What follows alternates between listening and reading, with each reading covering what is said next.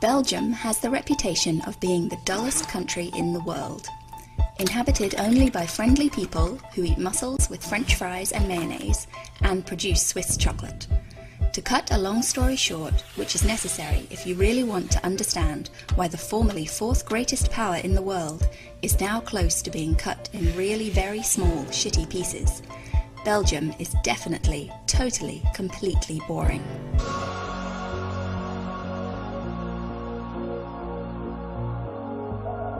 Boring? Belgium? Actually, we found some evidence that this is nothing but an unfair prejudice. Belgium is actually one of the strangest countries in the world.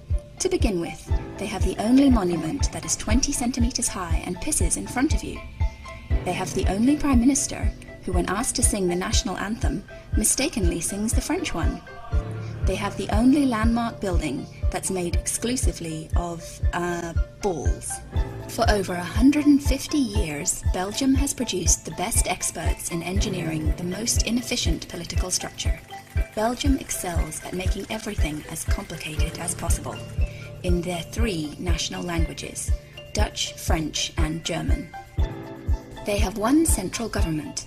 Then, they have three regions, each with a government that has as much power as the central government. This is a very good way to make running the country totally impossible. Fortunately, only the region of Brussels in the centre is bilingual in French and Dutch. The Flemish region is monolingual in Dutch. Although there are administrative services for the French-speaking here, here, and here, and also here, and oh yes, here. And French-speaking citizens can be judged in French in the so-called BHV county, where a strong minority speak French. Wallonia is also a pure French-speaking territory. Well, except here, and also here, where the German-speaking minority lives. So, to deal with these numerous minorities, the Belgian Witloof technologists decided that three regions were not sufficient and added three additional structures called the communities. There are three communities, Dutch, French, and German. Like the central state and like the regions, each community has a government and a parliament. And, for instance, the French community supply cultural and social services to the French-speaking people in Wallonia and in Brussels.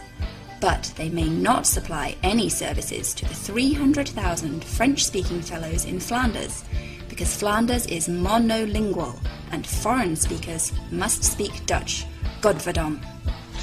The German community can only act in Wallonia, the French-speaking region, while the Dutch community acts in the Brussels region or in Flanders. So you see, a French-speaking family in Brussels could depend on the central government for granddaddy's pensions, on the French community government for the music academy, the Dutch community government for the children's school, the Brussels government for the garbage recycling, and so on. So, as a whole, you can have ministers of 4 different governments working for one Brussels family. Now you'll understand why Belgians can't live together and they can't live apart. The Belgian people are definitely a marvel of Witloof technocracy, designed to make all simple things catastrophically complicated. And it works, which means that it doesn't work at all. Well, to be honest, one thing unites the different communities of this strange little naughty country. They all agree that their national dish is called French fries in English. French fries with mayonnaise.